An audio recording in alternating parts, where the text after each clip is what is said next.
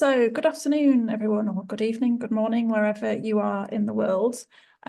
Really big welcome to today's session.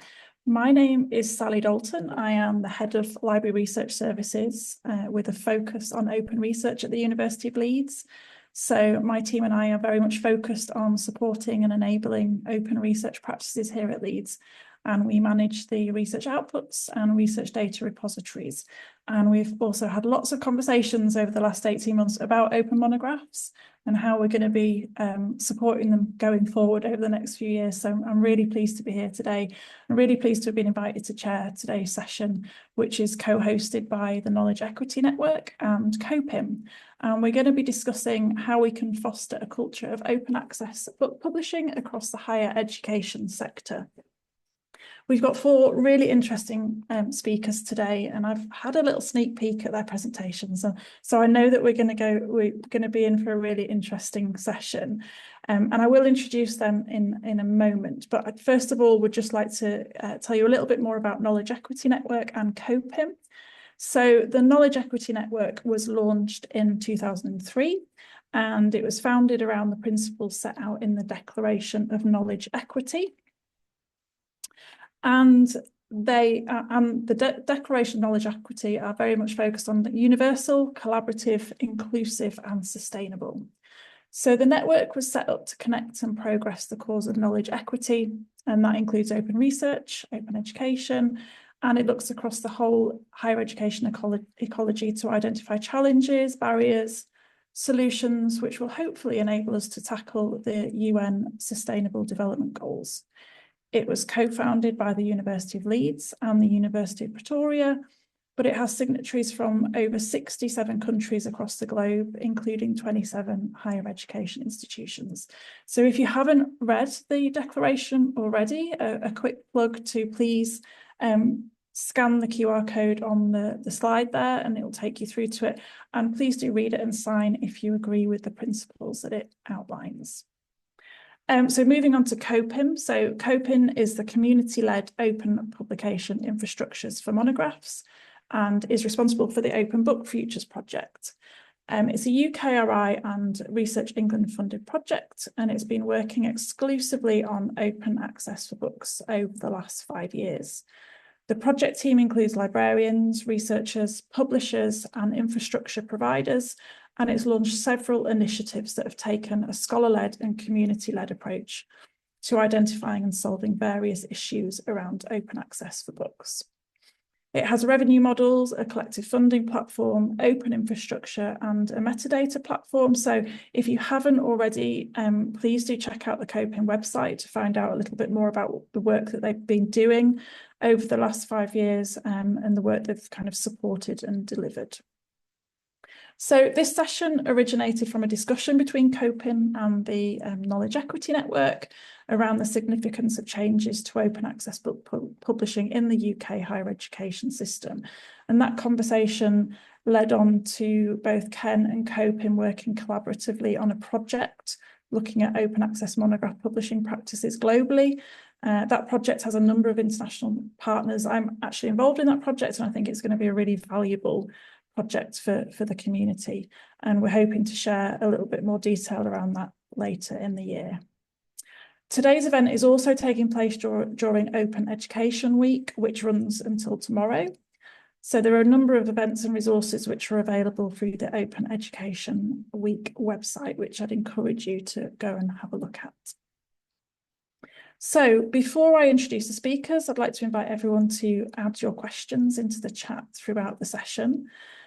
After the guest speakers have finished their presentations, we will be going into a panel discussion and questions from the audience. So please do post any questions you have, and I will endeavour to read them out to the speakers today. So I'd really delighted to introduce and welcome our four speakers for today's event. So we're going to hear from Jill Clarkson, the Section Manager, Scholarly Communication and Research at University of Cape Town. Then we're going to hear from Gavin Beattie, who is the Associate Director of Research and Impact at Libraries and Collections at King's College London. Then we'll finish with Kevin Sanders, Open Access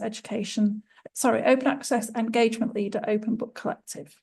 But we're first of all going to start with Lucy Barnes.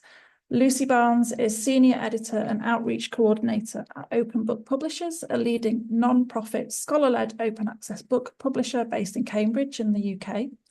She also works on outreach for the COPIM Open Book Futures project and is on the board of the Scholar-Led Collective.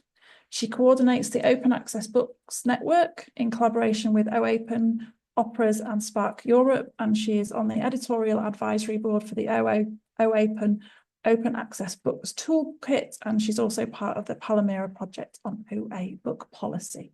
So I'm going to stop sharing and I'm going to hand over to Lucy, and hopefully you can share your slides, Lucy. Thanks, Sally. Thanks for that intro. I will indeed try and share my slides. Hopefully everyone can see those. Just before I kind of go into the presentation proper, I was asked just to say a few words about COPIM as well, because Open Book Publishers is part of COPIM, although Sally did a great job of introducing us. So we are a project. We're funded by Research England Development Fund and Arcadia Fund. And I noticed that Ross from Arcadia is on the call, so I definitely wanted to mention that. And we're a community of experts and practitioners in different areas, including universities, publishers, librarians, infrastructure providers. And we're based in different countries, US, UK, different European countries, and we're building partnerships in other parts of the world, for example, South Africa, Brazil. And we're developing open non-commercial infrastructures. That's a sort of key part of what we're doing. And they are focused on enabling more small to medium-sized presses to publish open access books, to sort of reduce the barriers that currently inhibit those presses from publishing open access books, and to try and help them to do so equitably and effectively without charging authors. And we're really happy to partner with Knowledge Equity Network for this session. But for today's presentation, I'm not really wearing my COPIM hat. I'm wearing my Open Book Publishers hat. As Sally mentioned, I'm editor and outreach coordinator at OBP. And so I'm going to be very much taking a kind of publisher perspective in my remarks. But we're also quite a specific type of publisher. So I'm going to start with talking a little bit about what sort of publisher we are and what we do. So we're a leading scholar-led non-profit open access press. So we're not affiliated to a university or any other kind of organisation. We're independent. We were founded by two academics, and then a third academic came on board as well to lead the press. And so we're very much kind of mission driven. The academics who founded the press were interested in making high quality research freely available everywhere. And that's what drives what we do. So all of our books are open access from the date of publication. And we were founded in 2008, so we've been doing this for more than 15 years now, which in terms of the grand sweep of academic publishing is not very long. But in terms of open access book publishing, it is actually a good long chunk of time to have been doing this. And so over that time, we've built up quite a lot of experience. We're focused on excellence in research, so all of the books that we publish are carefully peer reviewed by at least two peer reviewers, often more than two. And we're fortunate to have published some fantastic research, and so several of our books have won prizes and been recognised for the quality of the research that we've published. We're also interested in innovation in publishing. So, for example, when you're publishing an open access book, although we do publish physical copies of all our books, you can see on the slide there, the background is copies of our books. We will also obviously always publish digital editions because they're open access. And so we're interested in what can you do with digital presentations of research that you maybe can't do as easily in print. And I'll talk about an example of that in a moment. Because the books are open access, they're accessed very, very widely. They're accessed, I think, now in every country of the world. There were a couple of countries that still hadn't accessed any of our books, but I think they're all there. We've ticked them all off now. And around 80,000 times each month. We publish at the moment around 50 books per year, and we're coming up to our 400th book. And we don't charge, obviously we don't charge readers because the books are open access. So we don't charge readers for the OA editions, but we also don't charge authors. We don't charge book processing charges. And I can talk in the Q&A if people are interested to know more about that. But for the purposes of my presentation, the main point to emphasise is that there isn't a financial barrier. There's no financial barriers for authors to publish with OBP. So before I talk a little bit about some of the sort of difficulties that we sometimes find in terms of a culture of open access book publishing, or perhaps the lack of such a culture, I wanted to touch first on a couple of, I've called them success stories, but really they're just books that illustrate some of the reasons why authors want to publish with us. So there's 4 books here I'm going to briefly talk about. The first 2, Information and Empire and Oral Literature in Africa, these are books where the authors were particularly interested in the geographical reach that they could achieve with their research if they were publishing open access. So for all of our books, when we publish them, they have a usage statistics section on the website. And this shows for that book, how many times has it been downloaded and accessed on certain platforms that we're able to track, and also where we have the information, geographically, where are they being accessed from as well. And so for Information and Empire, Mechanisms of Communication in Russia, the editors were particularly interested, and particularly Simon Franklin was particularly interested in checking this widget quite a lot and emailing us about it, because for most of our books, they are most frequently read in the US and the UK. Those are usually the 2 top countries on any of the book widgets. But for Information and Empire, the US was top and then Russia was second. And it was exciting to the authors to be able to know that the country that was the subject of the study was also engaging with the research who was reading it. And similarly for Oral Literature in Africa, this was a book that was published with a closed access press in 2 editions, and the author wanted to publish a 3rd edition, but the press weren't interested because the sales for the book were very low. So Ruth came to us with the book, we peer reviewed it, the peer reviewer said yes, a 3rd edition would be good. We published it, and indeed the sales figures are very low, but it's being downloaded and read in extraordinary numbers, and particularly in African countries. So it's been accessed over 300,000 times. And as I mentioned, usually you'll find the US and the UK at the top of the countries that are accessing our books. But for this book, the top countries are Nigeria, Kenya, then the USA, Tanzania, Ghana, and South Africa. So these are books that are finding readerships that they wouldn't necessarily find under a closed access model, and readerships that are really important to the research and to the authors. Then Annunciations, this is a project that was developed between theologians and composers. So it's a project that looks at the theme of the Annunciation in both theology and in music. And it was a long-term research project, so this book was just one of the outputs. But the editors were interested in finding a way to bring the kind of musical element into the book.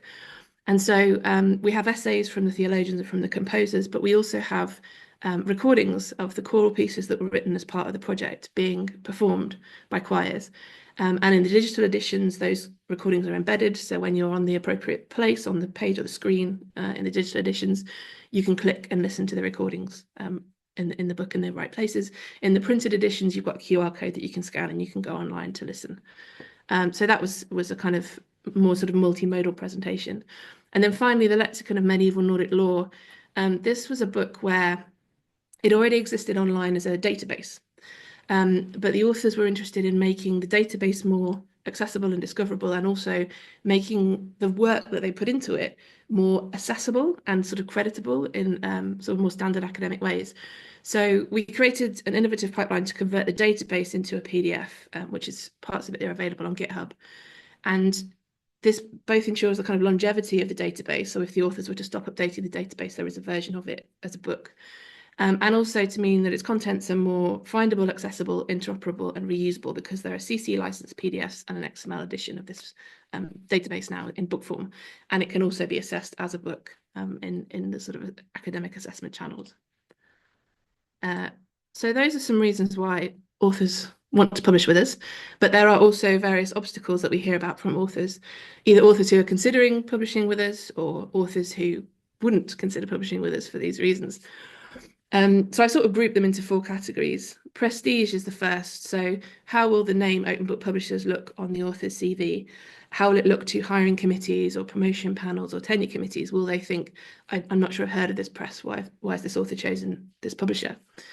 And will that reflect badly on their work? Then eligibility. I was at an event last year and Stephen Hill mentioned that he was pleased that the ref was publisher neutral, but the message doesn't seem to have filtered down necessarily. We often get questions from authors saying, if we publish with you, will our book be eligible for the ref? Then there are concerns about, will peers engage with the research? So, people know obviously that within their disciplines, there are certain presses where people keep an eye out for the research coming. There might be certain series where, these series are widely read. If they publish elsewhere, will that research get to their peers? And then reviews. Will journals know that the book has been published? If it's published with us, will it be reviewed and taken seriously? So we do have responses to all of these. So for prestige, one thing we advise authors to do is to add a contextualizing line on their CV and to talk in interviews about why did they choose OBP? Why did it matter to them that the book was open access? What were the goals they had for the publication, and have those goals been achieved? So if reach mattered to them, what are the download figures? What's the geographical reach? If the digital aspect was important, talk about why that was important and how that's been successful in the publication. We've also, Alessandro Tossi, the managing editor of the press, has written a letter that kind of lays out the different ways in which OBP might, has claim to sort of traditional markers of prestige. So, what sort of professional associations are we members of? Where are our books reviewed? All those kinds of questions. And so we have that available as well if authors want to take advantage of it. And of course, you can emphasize, the as I mentioned already, the kind of the viewing figures that the book might get and things like that. For eligibility, of course, books that are published by us are eligible for the REF, so we can answer that very simply.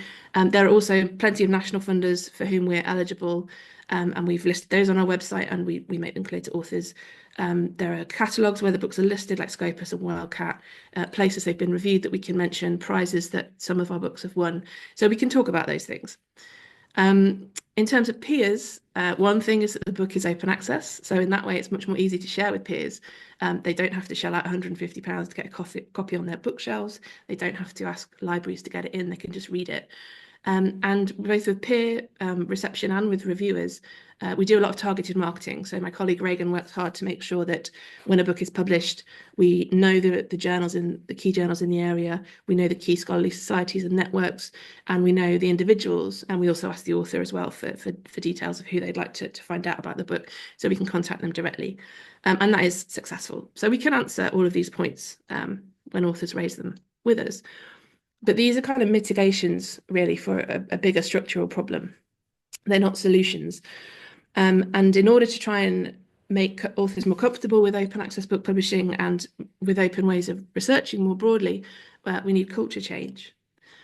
So there's some ideas, just to sort of close, that I've been thinking about that might help. So university leadership, for one thing. If universities do care about open access publishing and open ways of researching, then make that clear to academics and think of ways that you can incentivize that within research culture. Research culture at the moment seems to do a very good idea of incentivizing people towards closed access routes. So can we think about how we can unpick that? Can you reward open access book publishing, for example? Can you give it prestige? Can you give it funding? Can you give it prizes? I know there are prizes at the moment that are coming up to try and tackle this precise problem. So the American Council of Learned Societies have an open access book prize, and the Arcadia Open Access Publishing Award, sort of working together to try and transmit that element of prestige to open access work. There are things like the Trailblazers scheme and the Royal Historical Society's series, New Historical Perspectives, both of which target early career researchers, choose work that they think is excellent, polish it further, help them to form it into a really good monograph, and then publish it open access. We need more things like this, more attempts to sort of to foreground and celebrate open research and open publications. There's also a massive job to do with author education. Authors do not know very much about open access publishing, and even when they think they do, they often only know about a certain way of publishing open access or a certain approach. So there's a lot to do with author education, and so librarians can try, publishers can try, but again, I think there's a role for university leadership here as well. And I suppose the final point is really just to kind of join the dots. I was having a conversation last week with a group of librarians who were talking about the Clarivate decision to stop selling copies of books and allowing libraries to buy books, but instead just leasing ebooks. And that they were talking about, are there legislative ways we could try and tackle this? Is there things that could be done to lending reforms, copyright law? What can we do? There's a lot of talk about incentivizing open research and we want open access at a policy level, but the dots don't seem to be joined. We're not changing author behavior, we're not changing researcher culture. And so surely this is not beyond the wit of the people who are all involved in this kind of effort to sort of join some of these dots and say, well, why are we incentivizing closed access publishing and research? And instead, how can we start to incentivize open? So that's the question that I wanted to leave it on. Thanks everyone for listening.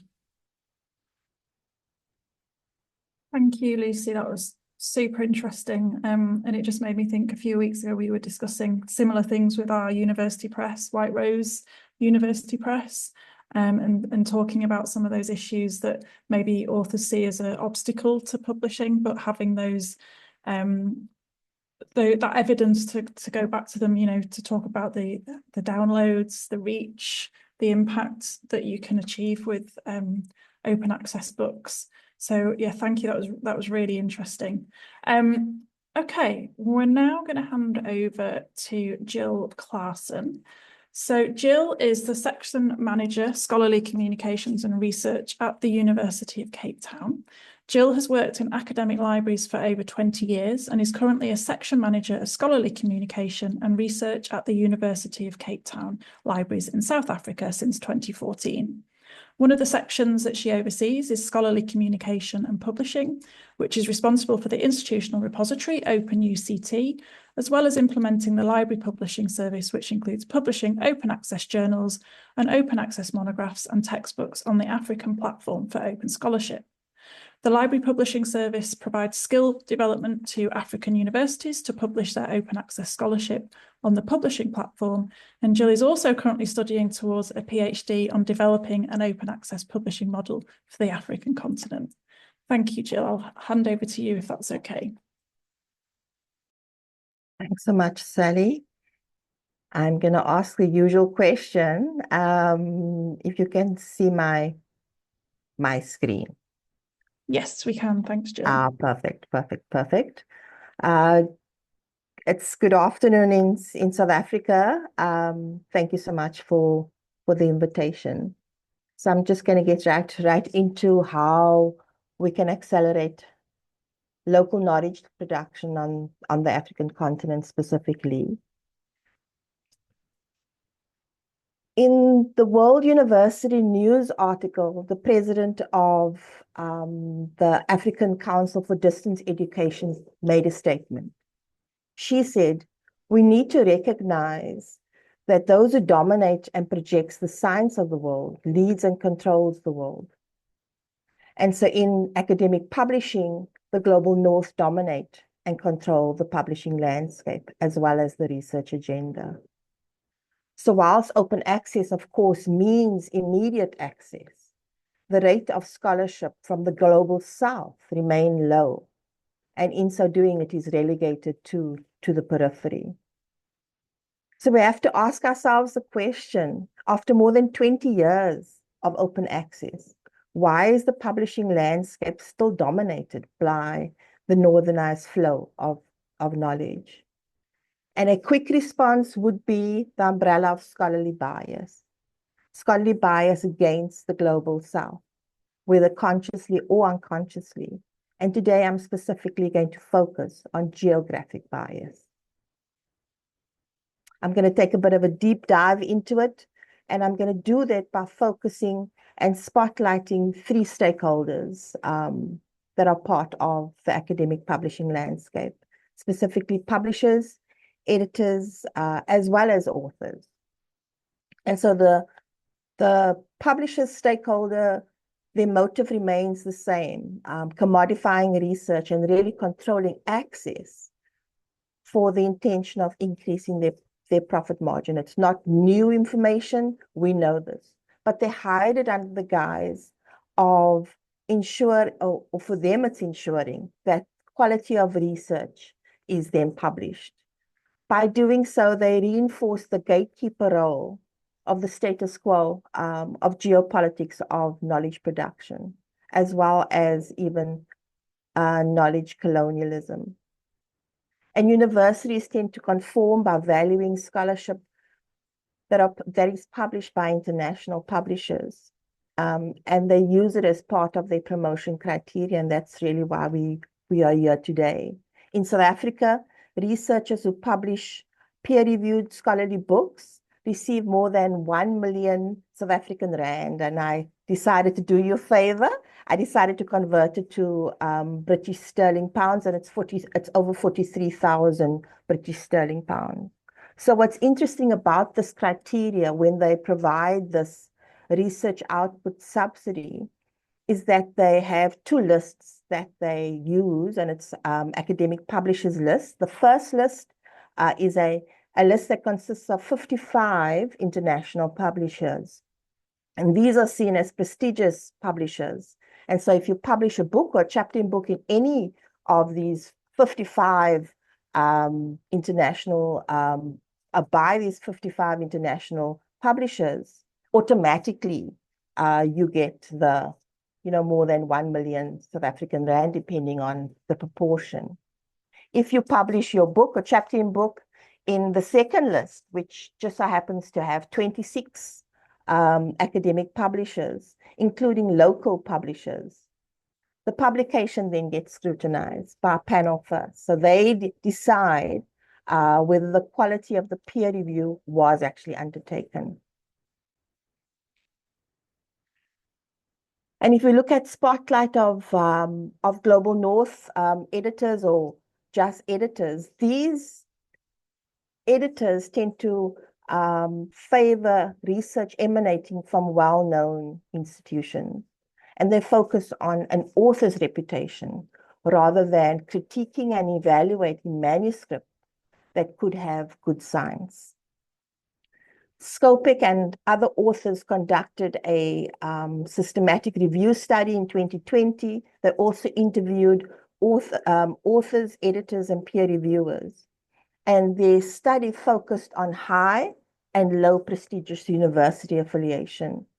In one of the findings, researchers from, for example, Harvard University, in their interview, it was found that their submissions automatically was deemed to be high quality research compared to research from a university of Addis Ababa in Ethiopia, which is on the African continent. Their authors were told that they had a lower degree of scientific capability and poor quality research. And so the politics of prestige and legitimacy practiced by Global North editors really alienate African voices. And the result is to reinforce the existing academic power structures. The third stakeholder group, while of course not having the same power, so to speak, as the other two, would be the authors. They are stuck in a rock and a hard place, in that they are part of the publish or perish culture, and their research expertise may be on local issues, but they want to be promoted and they want to be recognized as an international expert in their field. And so they feel obligated to work toward their international standing according to the performance criteria at the universities.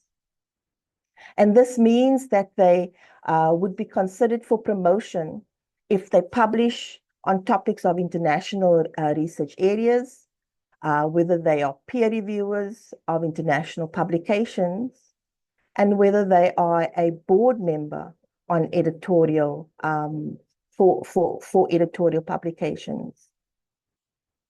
And so these three stakeholders group contribute to marginalizing scholarship that emanate from the global south, whether consciously or unconsciously participating in this region-specific bias.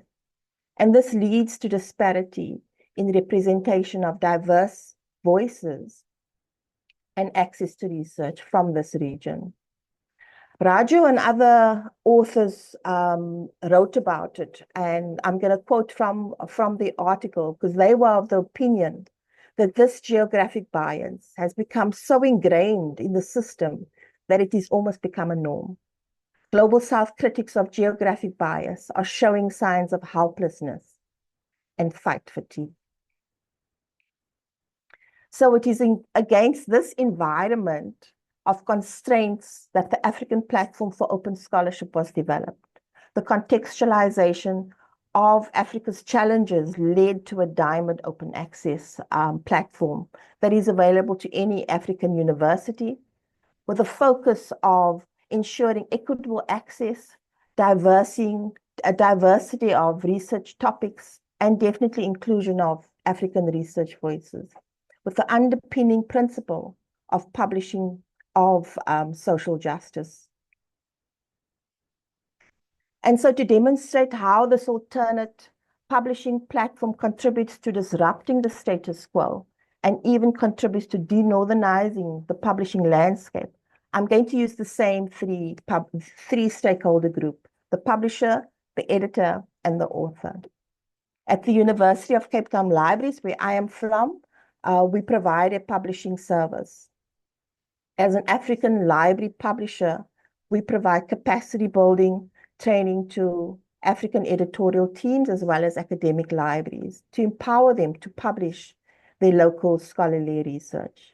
Because the platform and our publishing service are driven by social justice, our agenda is simple: to grow diverse African scholarship. African editors can now take ownership of good academic rigor without being influenced by the global north. Through the Diamond Open Access model, they have the liberty to focus on research that will uplift their own societies. African universities can now take pride in the scholarship, as the scholarship would showcase their own institution's brand and research that emanate from them. African universities can have a global reach and visibility that enhance their institutional prestige. African authors have the academic freedom to publish on local areas of research, and in so doing, accelerate knowledge production from the continent. They're not pressurized to publish on foreign research topics that are unrelatable to their areas of expertise. So I'm going to illustrate this harmony of the three stakeholders that I just mentioned by providing an example. I'm so glad Michelle Wilmers is in the audience. Michelle Wilmers would know this example very well because she provided guidance, assistance, and leadership for this publication. So one of UCT's academics came to the library and indicated that their students were frustrated with learning about North America's consumer marketing trends. And because of that, a small portion, of course, of this prescribed textbook was used, or students wouldn't even bother buying it because it was a waste of their money. And he wanted the library to publish an open access textbook that focused on South Africa's marketing environment. And so one of 4 South African editors, he drew on expertise of academics, professionals, as well as students across the country. And they worked for 2 years on publishing a textbook that had many relevant research voices. And really, initially, the primary aim was just that the textbook could be taught in South African universities. And yet, nearly 5 years or nearly 4 years later, when it was published in 2021, if we look at downloads in terms of use and interest, it has had more than 200,000 downloads, demonstrating global reach. And this academic applied for ad hominem last year, and he showcased the impact of this publication to demonstrate his international reach and standing. And he was successful in being promoted to a senior level. So in conclusion, I want to say that as a result of the 3 African stakeholders taking charge of their own scholarship processes and systems, significance can now be placed on the knowledge produced from our country, from our continent. It allows for African scholarship to flourish and be mainstreamed, and in so doing, assist in increasing the balance in the global knowledge economy and de-northernize the publishing landscape. Because of this, we can work toward creating recognition and a reward system from open access African scholarship.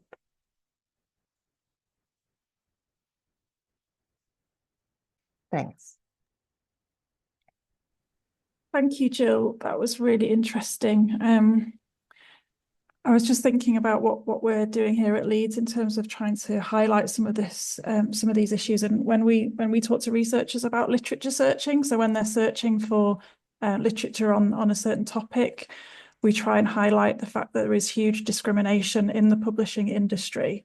And if they go and search, for example, one of the mainstream databases, maybe such as Scopus, that they might be missing out a huge amount of voices from across the globe, because, you know, some researchers do face this discrimination in the publishing industry. So I think it's really important for us to try and highlight these issues at all possible opportunities when we're talking to researchers. So thank you for that. For sure. Okay, we're now going to move on to Gavin Beattie. So Gavin is Associate Director, Research and Impact in Libraries and Collections at King's College London. He is responsible for ensuring that libraries and collections meet the needs of King's research and researchers, and leads the open research, archives and research collections and special collections teams. Responsibilities include open access publishing, research data, historic collections, public engagement, digitisation and open research more generally. He joined King's in 2012, having previously held senior roles in the libraries of UCL, University of East London and at the BFI National Film and TV Archive. So Gavin, I'm going to hand over to you if that's okay. Yeah, thank you, Sally. I can't seem to turn my video on because I think someone else has turned it off for me. So I don't know if anyone can do that behind the scenes. Oh, there we go. I think it's working. There we go. Let me see, you know. That's better. Okay, thank you. So I will just share my slides.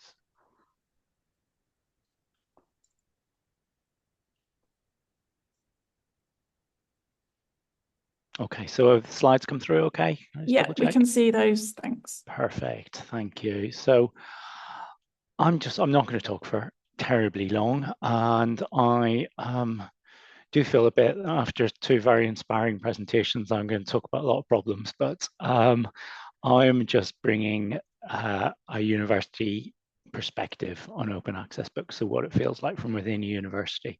Obviously, this is from a UK point of view, although I think the issues will be wider than that, and it is particularly from a library point of view, although what I'm reflecting on conversations I've been having around the institution. So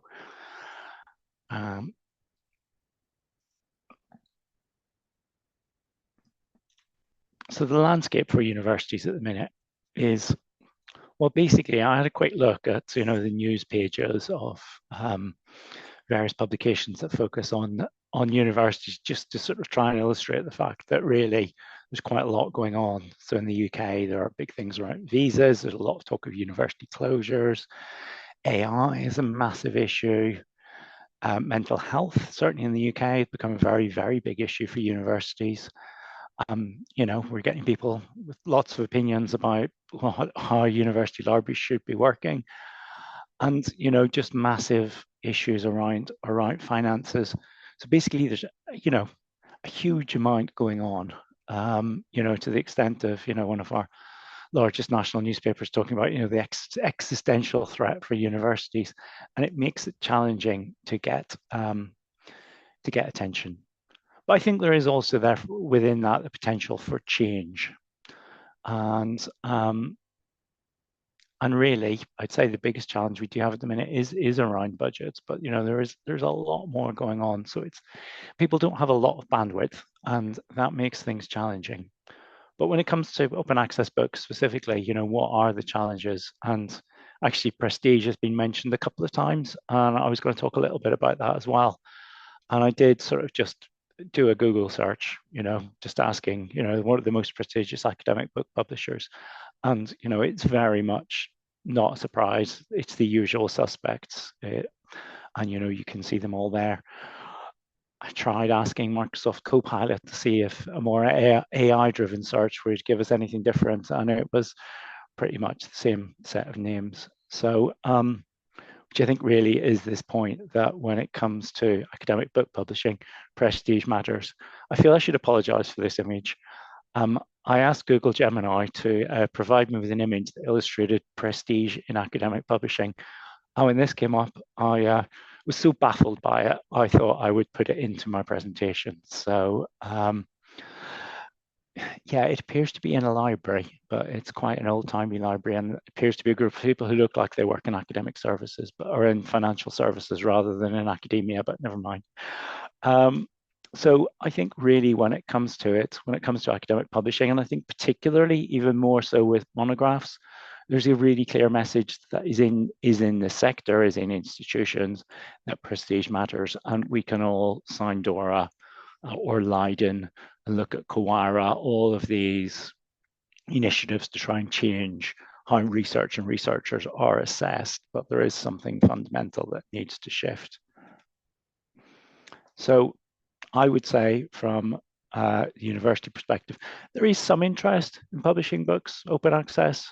I'm not sure there's loads at this stage. I think, we've got some people who are particularly, committed. I was really interested actually to sort of hear from Lucy about sort of some of the priorities of some of their authors. And I think it's actually really encouraging. But I think at the minute, reward and recognition doesn't really incentivize OA book publishing.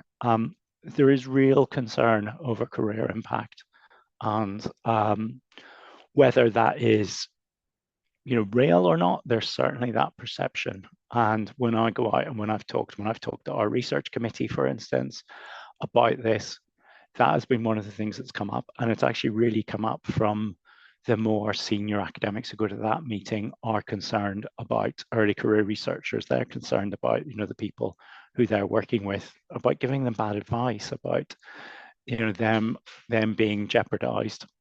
And current models are very difficult. Book publishing charges are too big.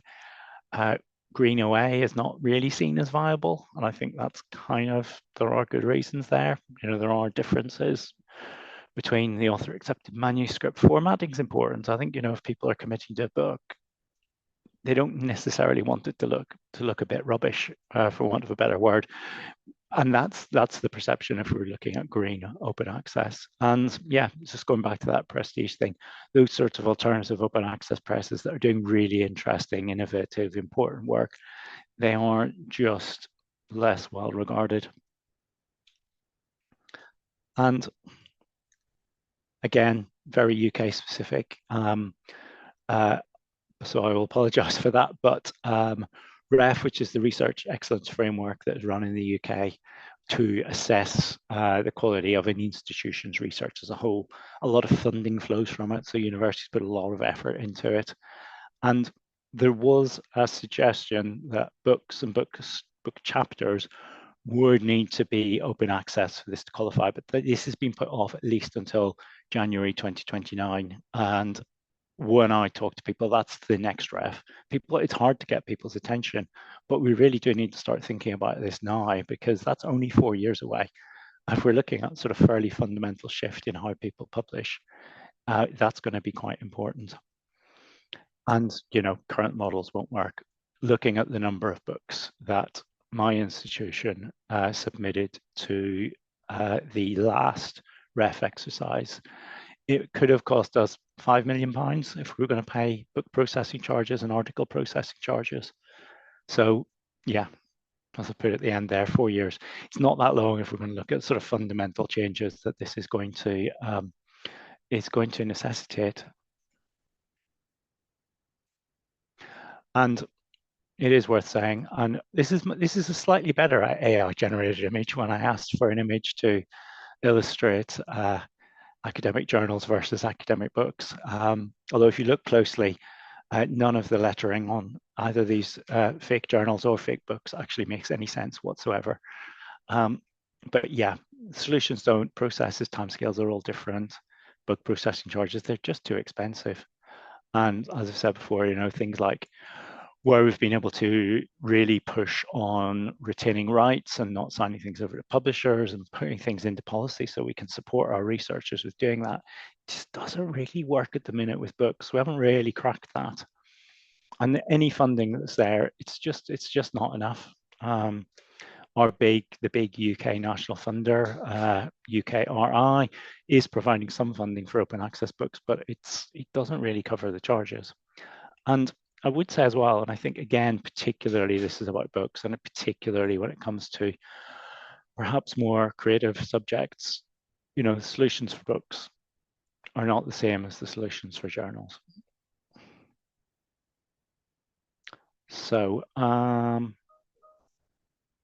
what is the way forward? I think really reward and recognition does need to change fundamentally. And I know this session is about beyond mandates, but actually in some ways, those are the things that move things in a big way. We can look at the culture change and we can look at how we push that forward.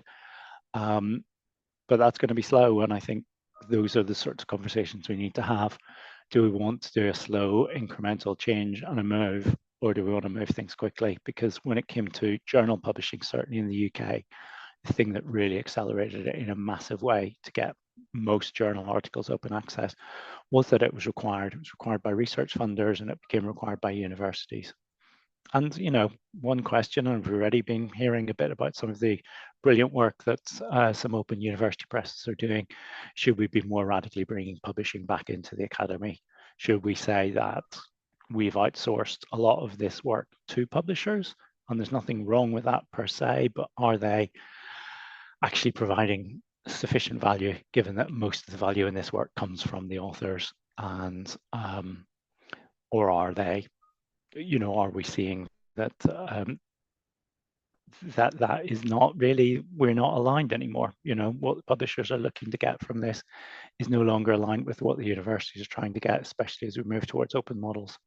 So I'm gonna leave it at that. And Gavin, let me just come back in. Okay.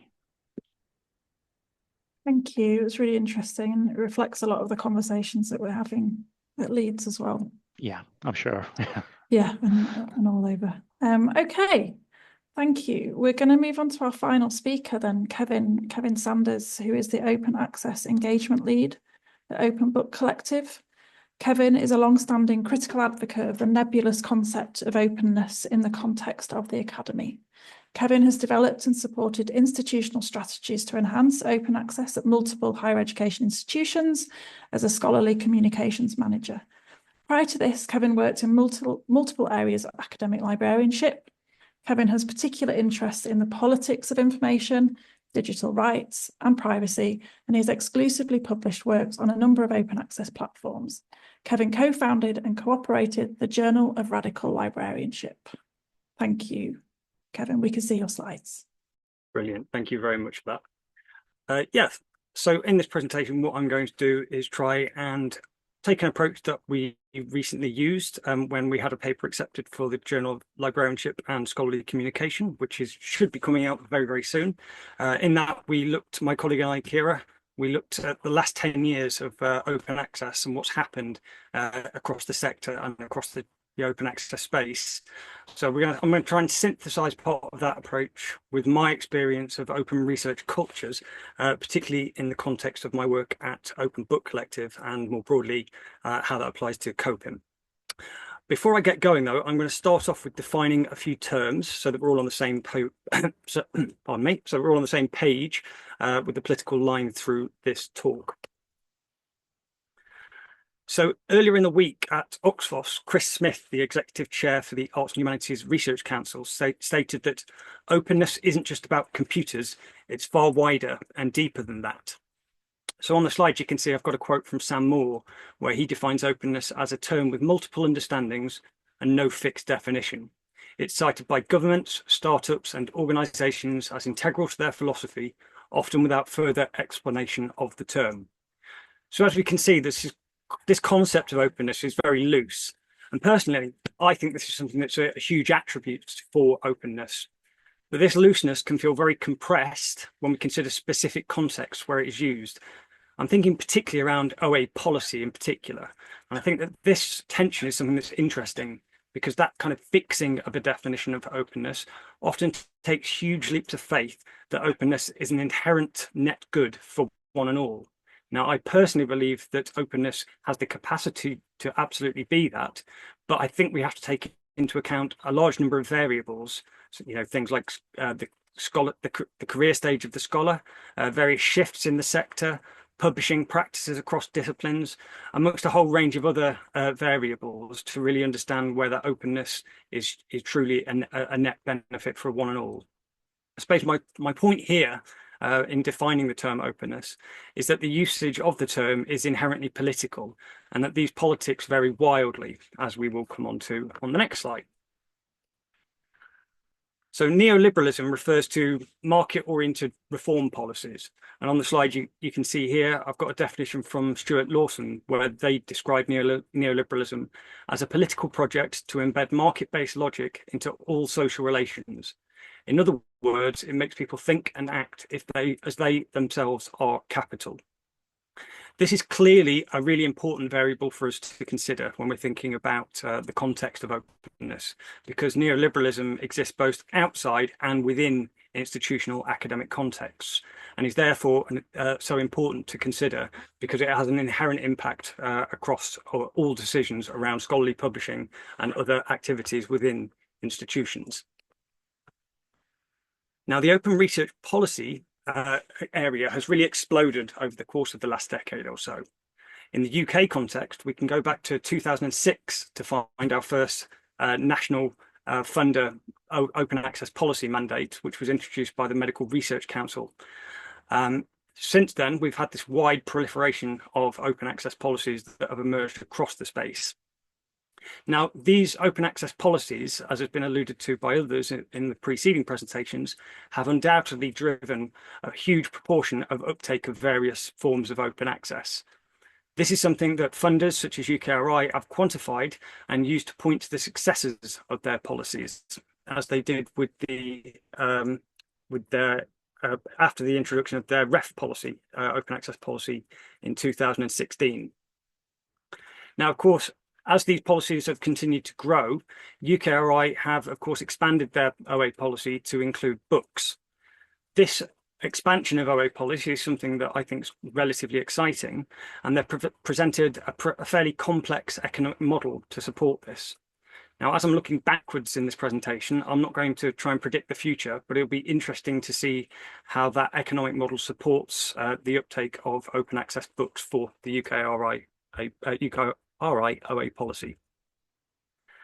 But of course, these OA policies are very much not exclusively in the domain of the UK. And we've had the emergence of things such as Plan S, which have brought together a range of national funders to try and homogenise, or rather harmonise, open access policies to make sure that there's correlation across the international and global space. And we've also had projects such as Palomira, which came to a close last year, which was looking at how all of those policies align specifically around open access books. Now, for all the successes that these policies and mandates can definitely be evidence to claim, they most certainly have had a number of drawbacks. Academics may not like the implementations of these mandates, particularly if the publishing cultures in their disciplines have not accepted or adopted open access. We also have to consider, again, as has already been mentioned by preceding speakers, that early career researchers may feel torn between publishing in spaces that are commonly perceived to enhance career opportunities. And I think another factor that we also have to consider in the contemporary context is the increased political exposure that open access yields. And I think this is really important to consider when we can see the growing reactionary politics that are grasping at power across the globe. Now, as an administrator of open access, I very much appreciate that it can feel very difficult to support a transition towards open access, and particularly for open research cultures that precede the publication. As I stated in 2016, the extent to which administrators, library services and publishers, rather than researchers themselves, are responsible for shifting scholarly practices is debatable. Perhaps a more appropriate framework for understanding our roles in opening scholarship is by appreciating how such agents liaise with scholars and actively engage with the infrastructure and workflows that support open access publication and the open access to research. This is particularly complicated because libraries are sometimes designed or perceived as more passive services for their institutions and faculty that facilitate the agendas for teaching and learning and research, and help institutions to achieve their goals through various metrics. So a question that should be asked, I think, at this point is, should libraries indeed be engaged in the politics of scholarly publishing and append service approaches and indeed budgets for openness. As Bud notes, libraries do not simply respond passively to communities' stated desires. They help to construct the desires and expectations of these communities. In other words, libraries, to an extent, contribute to the legitimacy of a cultural orthodoxy. If we unpick this quote and analyse it, we can see that libraries are always already engaging in the cultural politics of scholarly publishing and knowledge dissemination. We use our agency and make discerning choices when we're acquiring resources or assigning budget towards supporting open access. In times of such radical change, it's therefore vital for librarians and the libraries thereof to understand their power and their role in supporting positive research cultural changes for openness.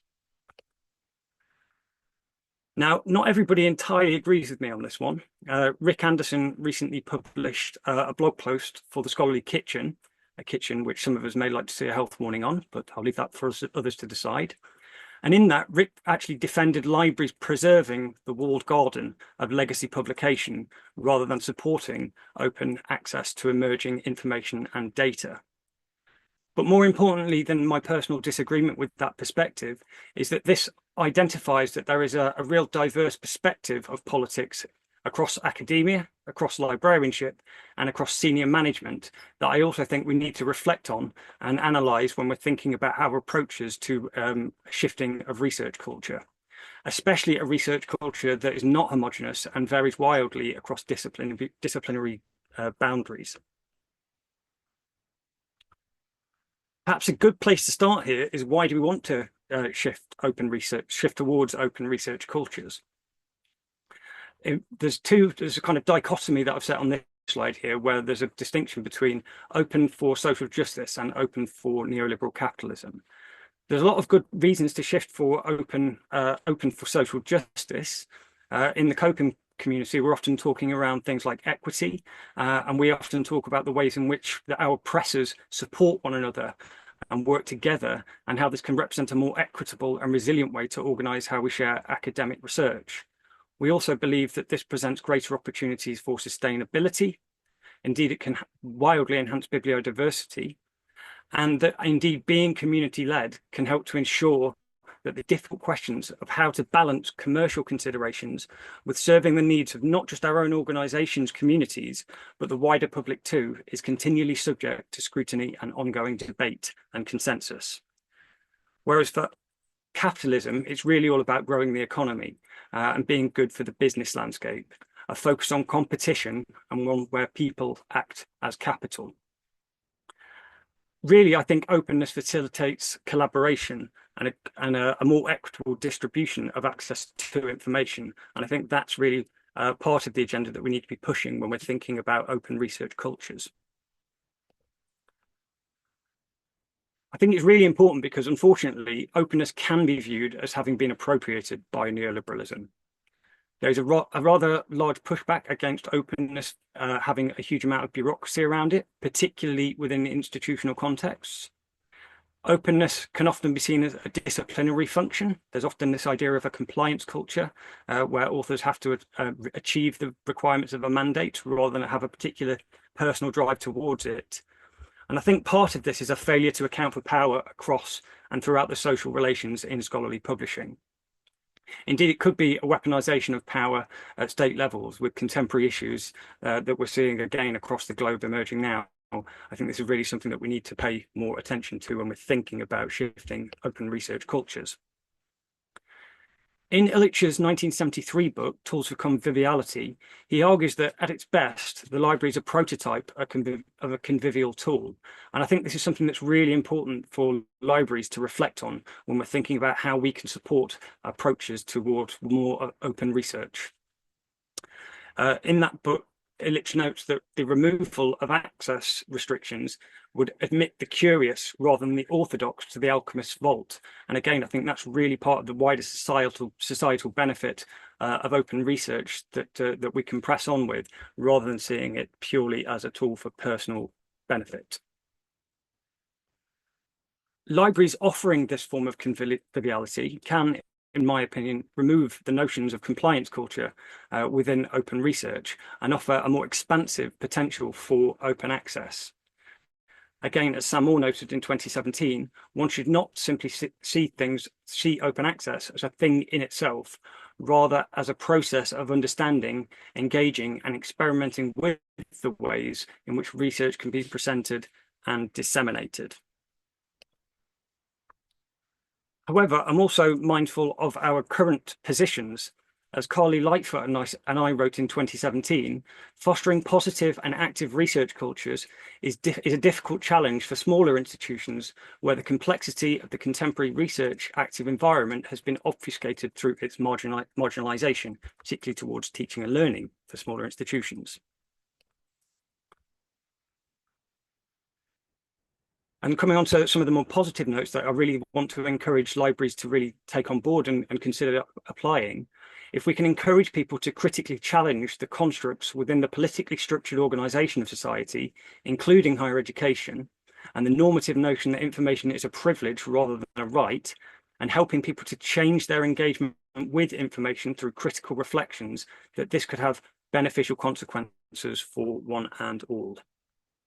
Indeed, as Kira and I recently wrote in our article that's forthcoming, if the wider communities in the scholarly environment continue the open infrastructuring of our collective landscape, its nurturing through mutual support will enable diamond open access publishing to flourish and in turn support the health and sustainability of the open scholarly environment and its communities. Thank you very much.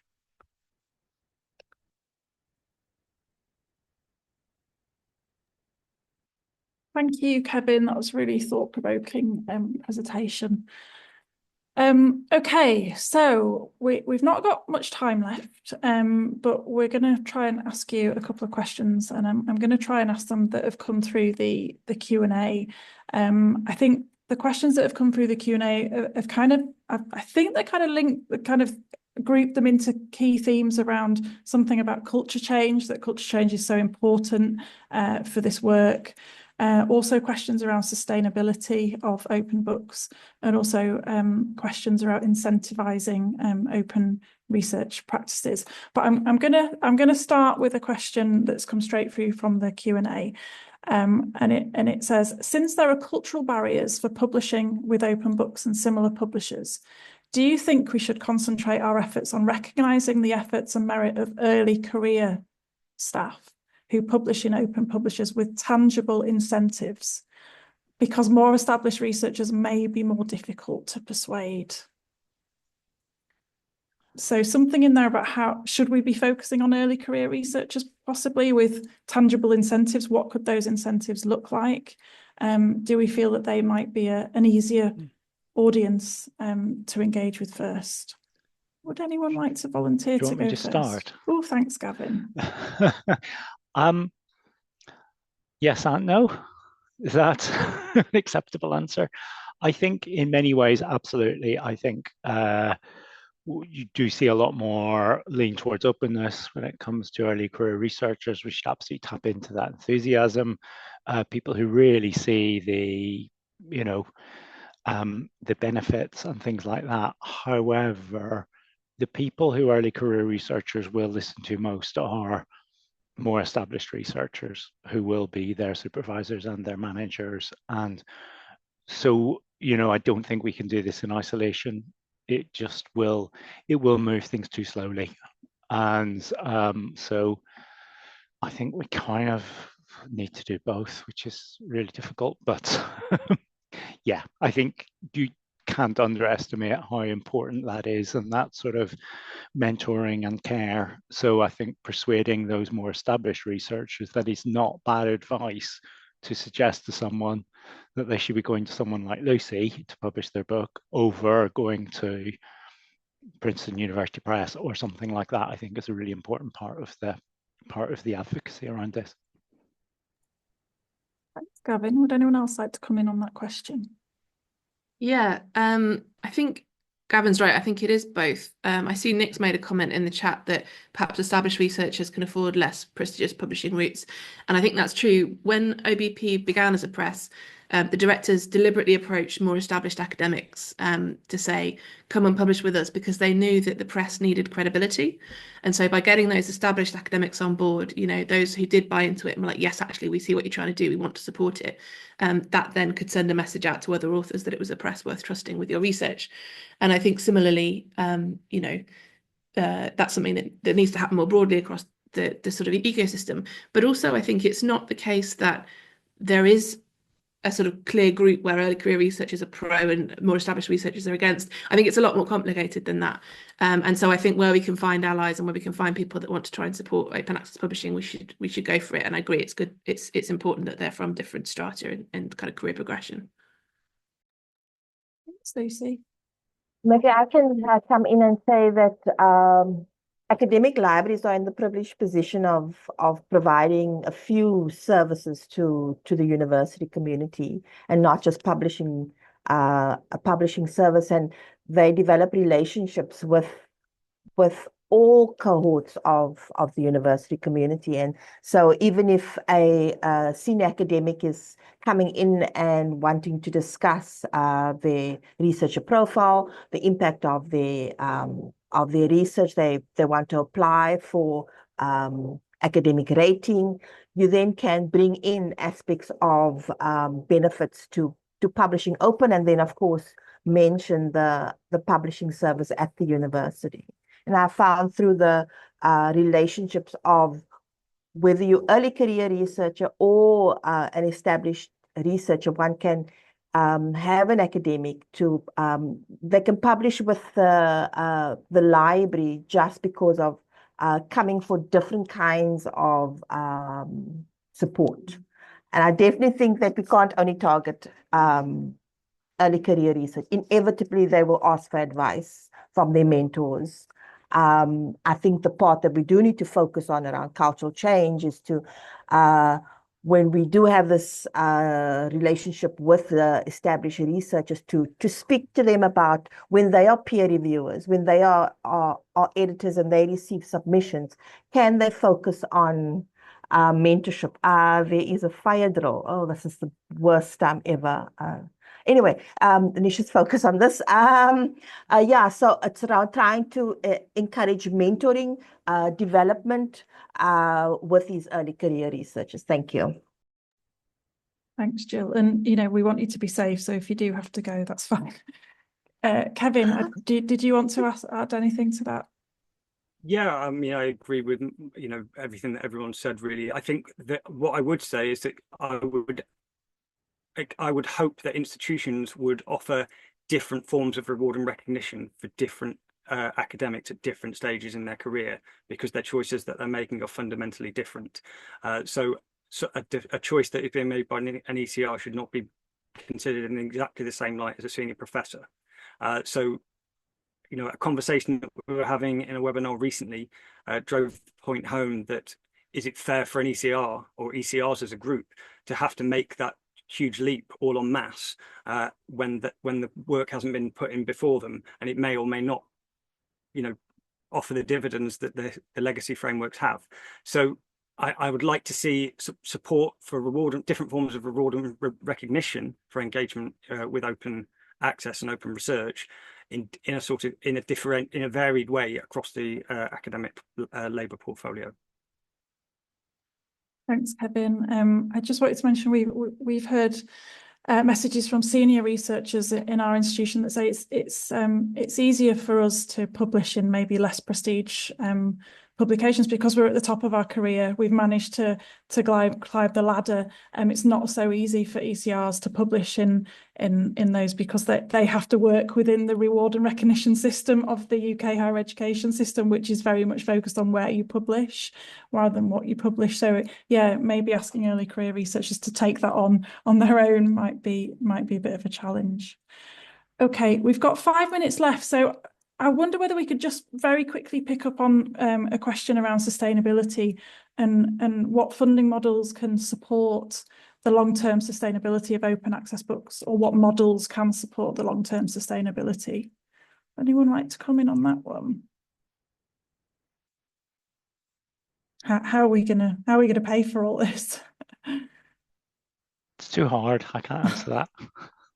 I'm happy to offer my thoughts on it. I thought, speaking from the COPIM side of things, and particularly from the Open Book Collective, I firmly believe in collective funding being more sustainable rather than and collective funding for non-profit OA publishers to be far more sustainable, not just economically for the HE sector writ large, because we're not extracting money from the sector, and we're working together as a community with the same interests and goals, trying to achieve the same ends.